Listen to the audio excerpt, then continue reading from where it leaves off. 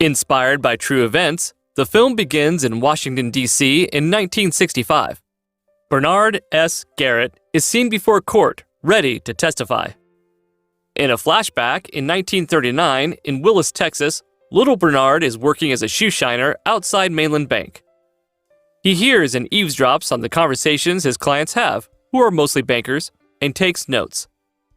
His father, Britton, reprimands him for trying to mess with the white people's business, but in the end, he commends his mathematical skills and his desire to learn how to make money. Britton suggests that Bernard should leave Texas if he wants to make something with his life.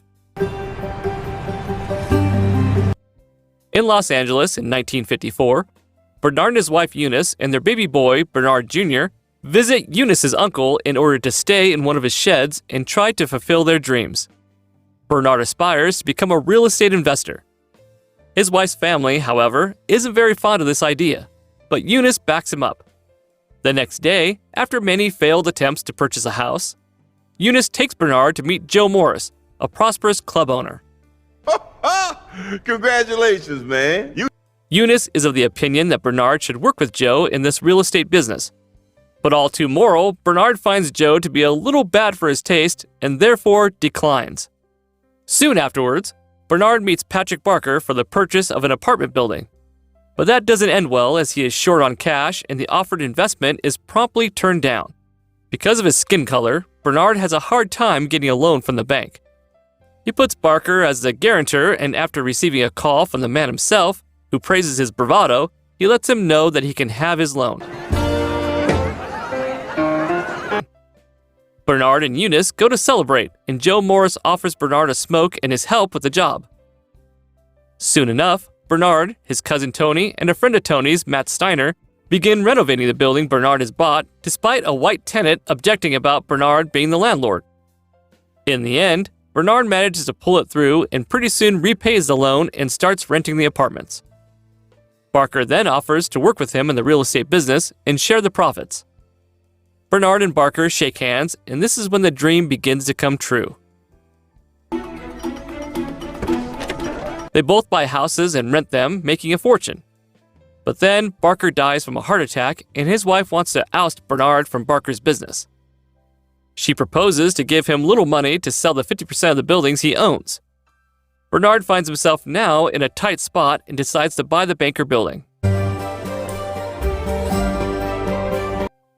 He talks with Joe about this, and while they see that they can't buy it outright, they propose to Matt Steiner to stand as the front of their newfound company simply because he is white. Hi. Hi. Matt says yes, and Joe takes him the next day to train him how to play golf like the rich white people. Bernard, on his part, teaches Matt the essentials of finances and real estate. When Matt is ready, Bernard lays down the blueprint of how to purchase the Banker building. Joe arranges for Matt to meet Charles, the man who owns the Banker building, and play golf with him. It is obvious that Joe and Bernard move the strings, with Matt being the facade.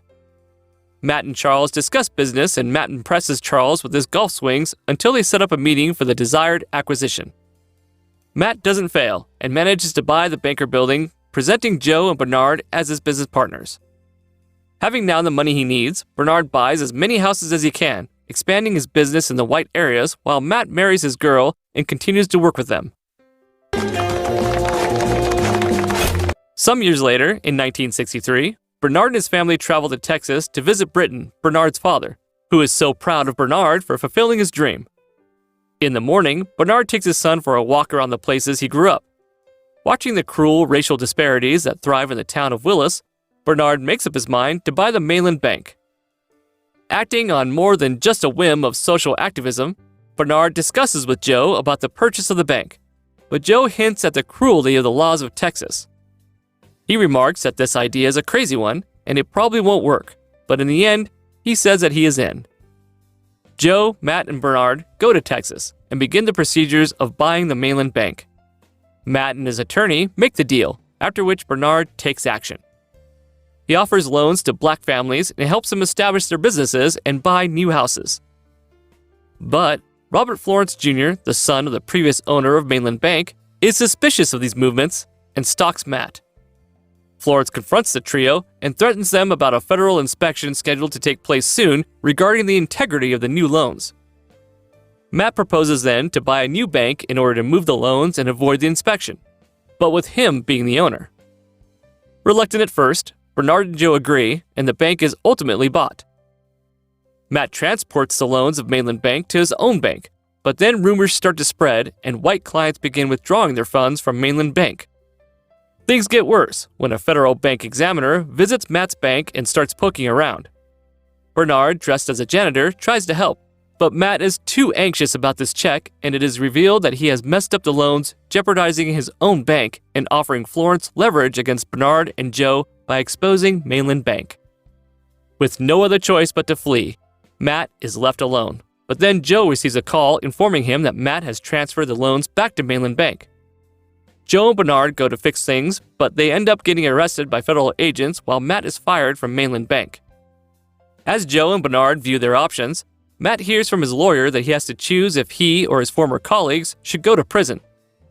During the hearing, Matt blames Joe and Bernard for this whole mess, thus saving his own skin. The senator offers Bernard immunity and tells him to choose his words wisely at the hearing. The next day, Bernard goes to testify in court. He delivers a passionate speech about the black people being excluded by the American dream and implies that this needs to change immediately. As a result, Bernard and Joe have their assets seized by the federal government and their fortunes decimated. They are sentenced to 3 years in federal prison due to misappropriation of bank funds from an all-white jury. Of the 177 buildings owned by Bernard and Joe, only one is retained by Eunice, mainly because the deed is in her name. Robert Florence buys back the Mainland Bank in a sale arranged by the FDIC. Getting out of prison, Bernard reunites with Eunice and Joe.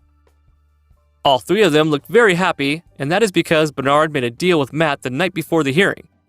Matt, who called Bernard and told him that he was facing 50 years in prison if he didn't say what they wanted him to say, agreed to secretly purchase 2 houses for his former partners in the Bahamas using the money they still had and were not confiscated by the government. Bernard and Joe began to rebuild their fortunes in the Bahamas before moving back to the United States. The hundreds of residential buildings they purchased in white-only areas made them instrumental in the fight against housing segregation in Los Angeles. 3 years after their testimony before the Senate, Congress passed the Fair Housing Act of 1968, which made it illegal to refuse to sell or rent property on the basis of race, religion, or gender. Thanks a lot for watching, guys. If you liked this video, please consider subscribing to our channel. I'll be back with another interesting movie recap. Until then, take care.